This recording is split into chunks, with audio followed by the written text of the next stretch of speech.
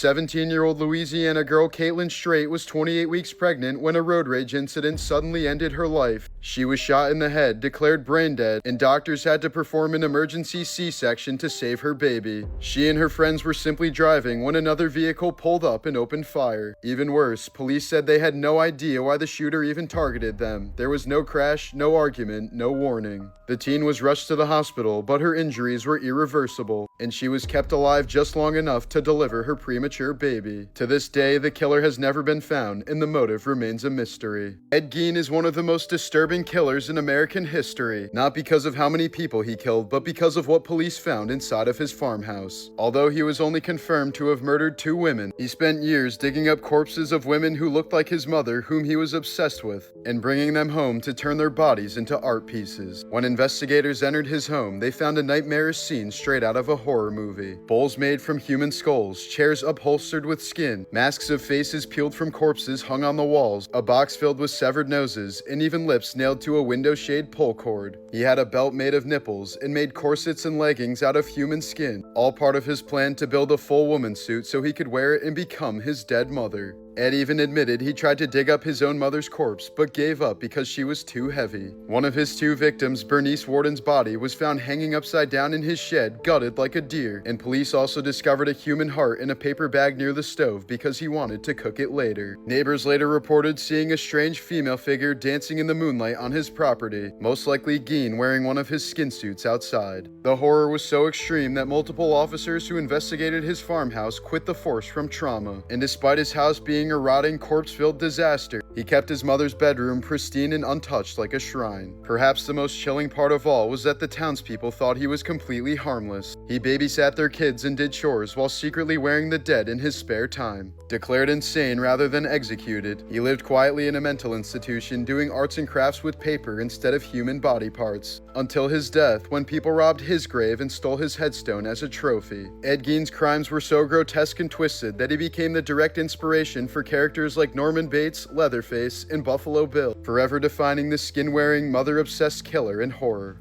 In February of 2000, Australian slaughterhouse worker Katherine Knight murdered her partner John Price in their home in Aberdeen, New South Wales. After an argument, she waited for him to fall asleep and stabbed him 37 times as he tried to escape, with blood evidence showing he made it to the front door before collapsing. Once he was dead, Knight used her butchering skills to skin his body in one piece and hung the skin on a meat hook in the living room. She then decapitated him and placed his head in a pot of boiling water, along with pieces of flesh to make a stew. She also cooked parts of his glutes in the oven and arranged 2 dinner plates with meat, vegetables, and gravy, each labeled with the names of Price's children, indicating she had intended to serve them their father. Police discovered the staged meal, the pot on the stove, and Price's skin hanging inside the house. Knight pled guilty to murder and in 2001 was sentenced to life in prison without parole, becoming the first woman in Australian history to receive that sentence. Dr. Dre's younger half-brother, Tyree Crayon, met a violent and mysterious end in 1989 at just 21 years old. He was reportedly killed during a street altercation in Compton where he suffered a broken neck. But despite Dre's fame, Tyree's case was never solved, and very little information about the case has ever been released. Some reports suggest records may have been lost after the troubled Compton Police Department was disbanded years later, leaving his death forever shrouded in uncertainty. To this day, Dre has spoken about the deep emotional scar left by his brother's murder. In 2013, a Virginia man accidentally left his phone recording during a routine colonoscopy, only to later discover chilling audio of the medical staff mocking and humiliating him while he was unconscious. The anesthesiologist was caught calling him names, joking about giving him syphilis, and even plotting to cover up potential mistakes by blaming the patient. Outraged, the man sued, and in 2015, a jury awarded him $500,000 in damages.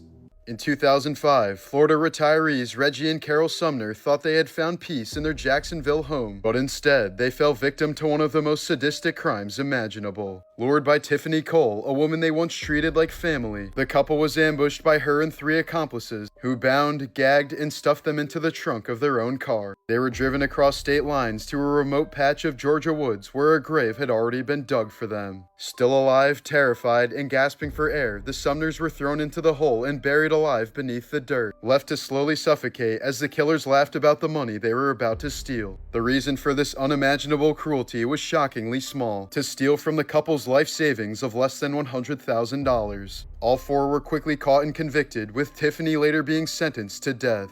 2005, Leo DiCaprio was attending a private party when an uninvited guest, 40-year-old Aretha Wilson, suddenly smashed a glass bottle and slashed him across the face and neck. She was reportedly drunk, furious, and believed DiCaprio was her ex-boyfriend, the same man who was hosting the party. The attack left Leo covered in blood, inches from having his jugular vein severed, and required 17 stitches to close the wounds. Instead of staying to face the consequences, Wilson fled the country and hid in Canada for 5 years. She was eventually extradited back to the US, where she pleaded no contest to assault with a deadly weapon and was sentenced to 2 years in prison, an incredibly light punishment considering she almost killed one of the most famous actors in the world over mistaken identity. Robert Lawrence Jr. made history in 1967 as America's first black astronaut, and he did it with unmatched skill. He held a PhD, was one of the Air Force's top test pilots, and was on track to become the first black man in space. At his first press conference, a reporter tried to joke by asking if he'd have to sit in the back of the spacecraft, and Lawrence shut it down with, "We're all officers, we all sit in the front." But less than a year later, his life was cut short during a high-speed training mission when another pilot misjudged a maneuver. Lawrence ejected, but his parachute failed to deploy properly, and he slammed into the ground, dying instantly at just 32 years old. The program was canceled soon after, and Robert Lawrence Jr.'s name was nearly lost to history.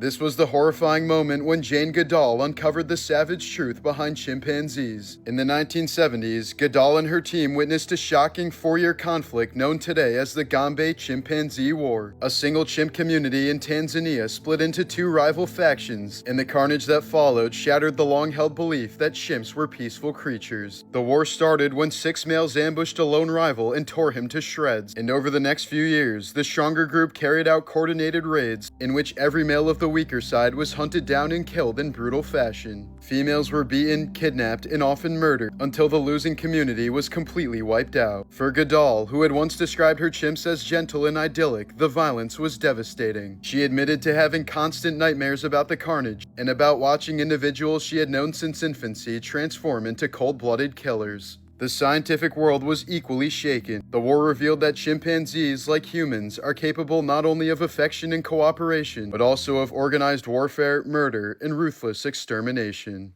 This was the real-life Mean Girls, only instead of high school drama, it ended in unspeakable horror. When 12-year-old Shanda Sharer opened her front door one January night in 1992, she had no idea she was walking into one of the most horrific murder plots in Indiana history. Shortly after Shanda moved into town, classmate Melinda Loveless, jealous over Shanda's relationship with Loveless's ex-girlfriend, lured Shanda from her home under false pretenses with the help of 3 female accomplices. At a remote site called the Witch's Castle, they stripped, beat, and stabbed Shanda several times, inflicting painful but non-fatal wounds. Shanda, still alive, was forced into a car trunk and endured hours of torture, including burns from a cigarette lighter and a brutal sexual assault with a tire tool, causing severe physical trauma. The next morning, the group doused the conscious but weakened girl with gasoline and set her on fire, as she eventually died from thermal injuries and smoke inhalation. Her charred body was found in a field later that day, and the 4 perpetrators were arrested after one of the accomplices boasted to peers. Perhaps the most disturbing part of this entire case is that as of October of 2025, all of the perpetrators are now free, including the ringleader Melinda Loveless, who was released on parole in 2019. In April of 2023, 20-year-old Kaylin Gillis was riding with friends through rural upstate New York when their GPS led them into the wrong driveway. Realizing their mistake, they immediately began turning around to leave, but homeowner Kevin Monahan quickly emerged with a shotgun. Without a word, he fired 2 blasts into the vehicle as it rolled away, one round striking Caitlyn in the neck. Her friends frantically drove miles searching for cell service, but by the time they reached any help, she was dead. At trial, prosecutors described how Monahan showed no remorse, even claiming he had done nothing wrong. The next year, a jury convicted him of second-degree murder, and he was sentenced to 25 years to life, leaving Caitlyn's family haunted by the fact that a single wrong turn ended in their daughter's execution-style death.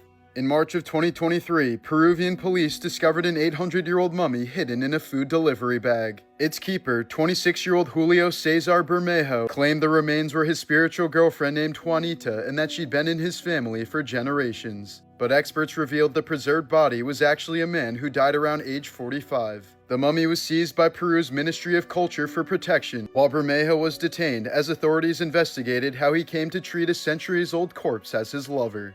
There's a long-running fan theory that Kevin McCallister from Home Alone grows up to become Jigsaw from Saw. The connection starts with Kevin's childhood obsession with elaborate traps, rigging blowtorches, swinging paint cans, and setting up nail-piercing steps as the early versions of Jigsaw's sadistic games. Both characters share the same piercing blue eyes and light hair, a calm, calculating demeanor, and a tendency to taunt or psychologically torment their victims. Kevin also grows up in the Midwest, while John Kramer's backstory places him in a similar American setting. Fans point out that Kevin shows no real remorse for the pain he inflicts. He laughs as the wet bandits are electrocuted, burned, and brutalized, and that his creativity seems to flourish under isolation and neglect, a psychological connection to Jigsaw's warped sense of justice. Even the iconic tricycle in Saw has been compared to Kevin's love for riding around on bikes in the Home Alone films. In this theory, the wet bandits weren't just burglars, they were Kevin's first test subjects. After retiring from the NFL in 1990, Hall of Famer Mike Webster's life unraveled into a spiral of bizarre and disturbing behavior. Once celebrated as the Iron Man of the Pittsburgh Steelers, he spent his final years homeless or sleeping in his pickup truck, suffering crushing headaches, dementia, and paranoia. Friends and family later described shocking habits, urinating in his own oven, shocking himself with a taser just to fall asleep, and gluing his decaying teeth back together. At one point, he even carried around a briefcase filled with superglue, painkillers, and duct tape, using them as makeshift tools to hold his broken body together. By the time he died of a heart attack in 2002 at just 50 years old, Webster's decline had become a cautionary tale of the hidden costs of football. When doctors examined his brain, they discovered the first confirmed case of CTE in an NFL player, proof of how the game had slowly destroyed him from the inside out.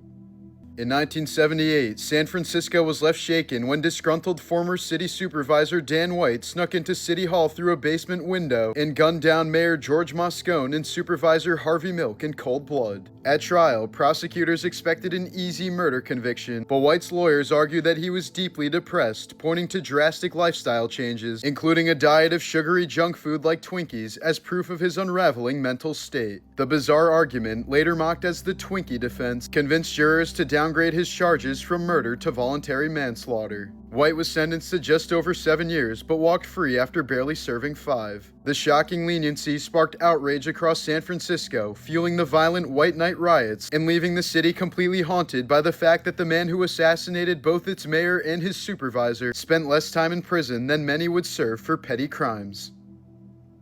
While on his way to Toronto to film the second season of Gen V in March of 2024, actor Chance Perdomo tragically died in a single-vehicle motorcycle crash at just 27 years old. Authorities confirmed no other vehicles were involved, but never released the exact location, cause of the crash, weather condition, or road details, leaving the true circumstances unknown. Because he died alone, there were no public witnesses and no full incident report, sparking endless speculation among fans. Eerily, just days before the accident, he posted a photo of his motorcycle on Instagram with the ominous caption, "The final calm before the storm." His death impacted Gen V so heavily that production was postponed, and instead of recasting his character, the writers rewrote the entire season around his absence, a rare move that shows just how important and irreplaceable he was as an actor. In 1996, a stray mother cat in New York City became famous for performing one of the most heroic acts in animal rescue history. When the abandoned garage she and her newborn kittens were living in caught fire, she ran through the flames 5 separate times, carrying each kitten out one by one. By the time she saved the last one, her eyes were blistered shut, her ears and paws were burned, and her fur was scorched. But she touched each kitten with her nose to make sure they were all alive before collapsing unconscious. Nicknamed Scarlett, she later recovered at a veterinary hospital and was reunited with her kittens, all of whom survived. The story went viral worldwide, and the mother cat and all 5 of her babies were eventually adopted into loving homes.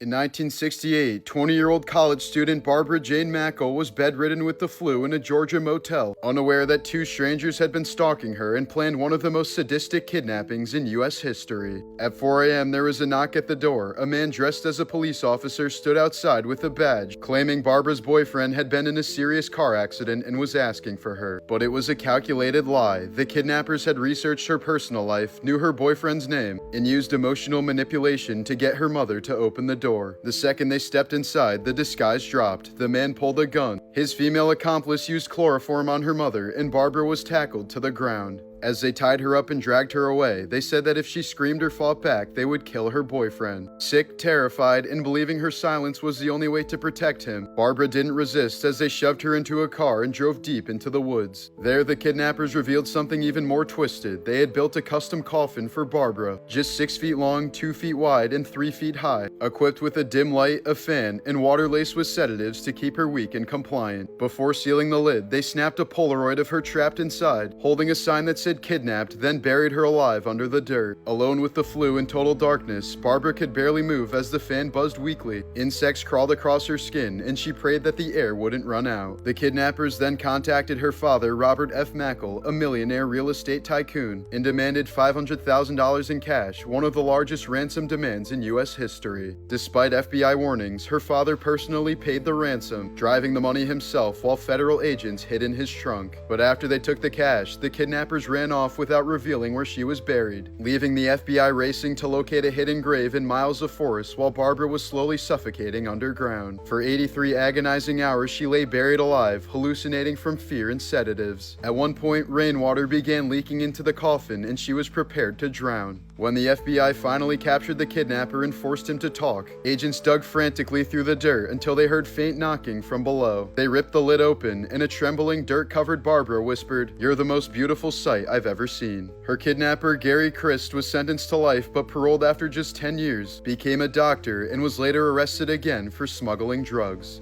MF Doom, the masked supervillain of hip-hop, died in a way just as mysterious as the persona he created. On Halloween Day in 2020, he passed away at 49, but his death was kept completely secret for 62 days. For 2 months, fans continued listening to his music and waiting for new projects, unaware that he was already gone. Then on New Year's Eve, his wife quietly announced his passing, but gave no cause of death or any further details. To this day, the circumstances remain undisclosed, sparking endless speculation. It felt strangely fitting. Doom built his entire identity around mystery and anonymity, sometimes even sending imposters to perform in his place. In the end, he died on Halloween, vanished in silence, and left behind one final mystery. In 1929, 6-year-old Carl Newton Mahan became the youngest person in American history to be charged with murder, then sat in a courtroom playing with a doll. The Kentucky boy had gotten into a fight with an 8-year-old named Cecil Van Hoos over a piece of scrap metal. Cecil reportedly slapped him, so Carl ran home, grabbed his father's shotgun, and blasted the older boy, killing him instantly. Because of the shocking nature of the crime, Carl was actually put on trial for murder, sitting in the courtroom so young that they had to give him toys to keep him calm. The jury found him guilty of manslaughter and sentenced him to 15 years in reform school, but the conviction was quickly overturned due to public outrage. They thought she was just a sweet, innocent grandma, but behind her front door was pure horror. In the 1980s, California woman Dorothea Puente used her Sacramento boarding house as a hunting ground for the vulnerable. She took in the elderly, the homeless, alcoholics, and people with mental illness, those with monthly government checks and no family to worry about them. Once they trusted her, she allegedly drugged them with heavy sedatives, suffocated them in their sleep, and buried them in her backyard like garbage. Tenants began mysteriously disappearing, but Puente kept cashing their social security payments and forging signatures as if they were still alive. Neighbors complained of a foul stench and constant digging in her yard, but police believed her every time she claimed the tenants had simply moved out. In 1988, police finally searched her property and dug up body after body, unearthing 7 decomposing corpses hidden in shallow graves. Even then, Puente was so calm and grandmotherly that officers let her step outside to get coffee, and she fled the state. After a nationwide manhunt, she was caught and eventually linked to at least 9 murders, though many believe the real number was far higher. In January of 2015, a walker passing through Squirrelwood Scout Camp near Doncaster, England, stumbled upon a sight so grimly bizarre that it made national headlines. Wedged headfirst in a rabbit hole was the body of 50-year-old Stephen Winfrey, a local hunter who had gone missing the day before after taking his dog out to catch rabbits. Investigators pieced together that Winfrey likely tried to reach into the burrow to grab his prey, when his torso became trapped at an angle so tight he couldn't breathe or pull himself free. He eventually suffocated in the confined space, his legs still sticking out of the earth as if frozen mid-stride. When rescuers found him, his body was so firmly wedged that it took hours to dislodge, and soil had compacted around his face like a coffin of dirt. His loyal dog was found alive tied to a nearby tree but was trembling and dehydrated, having watched helplessly as its owner got stuck and slowly ran out of air. The coroner ruled his horrifying death an accidental asphyxiation. This man is exactly why you should always lock your doors no matter what. Richard Chase, known as the Vampire of Sacramento, was a severely schizophrenic serial killer who believed his blood was drying up since he couldn't get his schlong up. In his twisted mind, the only cure was to drink blood and consume organs to restore himself. He started with wild animals, blending their organs with soda, but in 1977 he escalated, murdering 6 people within a month. He had one horrifying rule: if a door was locked, he walked away, but if it was unlocked, he took it as an invitation from God to enter. Once inside, Chase committed violent crimes so graphic even veteran detectives vomited. He shot his victims, drank their blood straight from the wounds, disemboweled them, cannibalized body parts, and even stuffed animal feces into their mouths. In one case, he decapitated a 22-month-old baby and blended the organs into a drink. Police later found a blender filled with human organs mixed with orange juice, a human smoothie he kept in his fridge like groceries. While in court, he showed zero remorse, insisting that he had to kill or else he would die. Sentenced to death by gas chamber in 1979, even other death row inmates were terrified of him and begged guards to keep him away. In 2022, 39-year-old Stephen Dierkes was working at Caterpillar's foundry in Illinois when he suddenly slipped and fell into a large vat of molten iron heated to 2,600 degrees Fahrenheit. The human body has zero chance at that temperature as he was vaporized instantly. A coworker said part of his body was still on the platform while the rest of it melted like candle wax. OSHA later found several severe safety violations, but nothing could undo one of the most horrific workplace deaths in history. Kazuko Fukuda, dubbed the Woman of 7 Faces, strangled a coworker in 1982 and disappeared, launching one of Japan's longest manhunts in history. But instead of hiding, she reinvented herself over and over, using fake identities, constant moves, and even plastic surgery to change her face. She stayed free for nearly 15 years, long enough that Japan's statute of limitations on murder was about to expire. But just months before time ran out, a diner owner recognized her from a TV show, and police confirmed her identity using fingerprints on a beer bottle. She was finally sentenced to life in 1999, but died in prison just 6 years later. In 1997, 18-year-old Natasha Cornett and 5 friends turned a road trip into one of Tennessee's darkest crimes. At a rest stop, they encountered the Lelid family and decided that they wanted to steal their car, so they forced them into their own van at gunpoint. On a remote back road, the family was lined up in a ditch and shot execution style. The parents died instantly. Their little girl clung to life for a day before succumbing to her wounds, and the toddler somehow survived but was left blind in one eye and permanently disabled. When investigators arrived, they found the family's bloodied Bible left open in the grass and tiny children's shoes scattered at the scene, with one officer describing it as one of the most horrifying crime scenes he had ever witnessed. The killers fled in the family's van hoping to reach Mexico, but were captured within days. Cornett, who later called herself the daughter of Satan and believed that he would spare her, instead learned she was powerless, condemned to life without parole alongside her accomplices.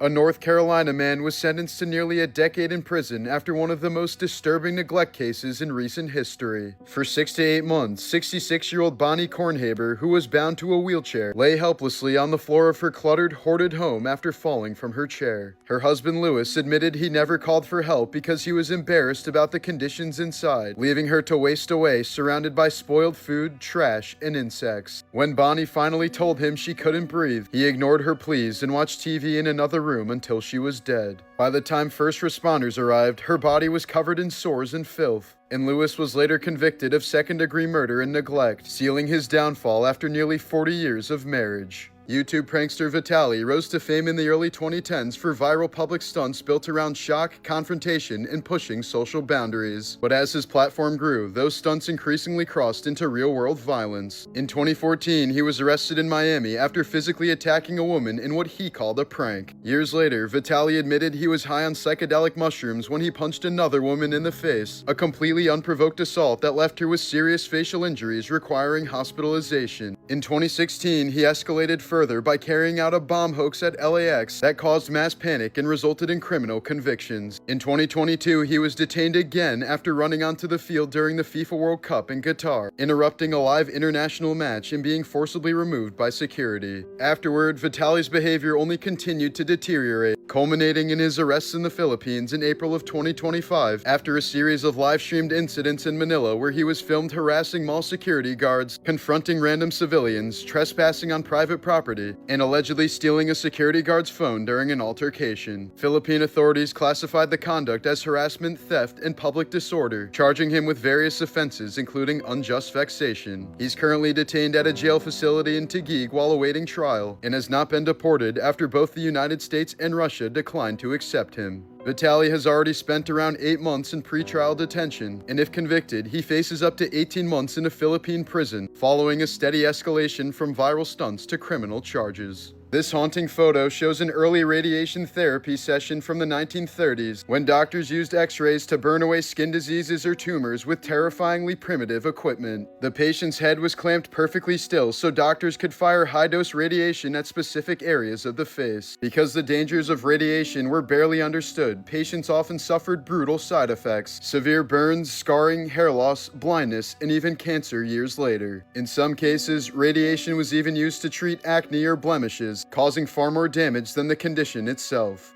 In May of 1973, a man walked into a bank in Ontario with a rifle and a bomb wired inside his own mouth. The device was connected to a dead man's switch, meaning if he released the pressure or was killed, it would immediately explode. He calmly took hostages and demanded money, claiming there was another larger bomb hidden inside the bank. When he tried to leave the building with a bag of cash, police snipers opened fire. The moment he was hit, the switch released, detonating the bomb in his mouth and blowing up his head and upper body in front of everyone. Investigators later found a second device inside the bank containing 200 sticks of dynamite that could have wiped out the entire building, but it was luckily defused. The man carried several fake IDs and was so badly mutilated that he's never been identified.